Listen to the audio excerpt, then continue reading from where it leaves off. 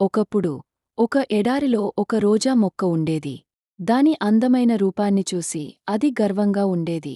కాని దాని దగ్గరే ఒక కాక్టస్ మొక్క ఉండటాన్ని అది అసహ్యించుకొనేది. ప్రతిరోజూ ఆ అందమైన రోజా కాక్టస్ యొక్క రూపాన్ని చూసి చులకనగా మాట్లాడేది. కాని కాక్టస్ మాత్రం నిశ్శబ్దంగా ఉండేది. చుట్టుపక్కల ఉన్న మొక్కలు రోజాకు బుద్ధి చెప్పేందుకు ప్రయత్నించాయి, కాని రోజా వినిపించుకోలేదు. ఎండాకాలంలో ఎడారి పూర్తిగా ఎండిపోయింది. అన్ని మొక్కలకు నీటి కొరత వచ్చింది. రోజా కూడా నీరు లేక కొంతకాలానికి బాగా ఎండిపోయింది.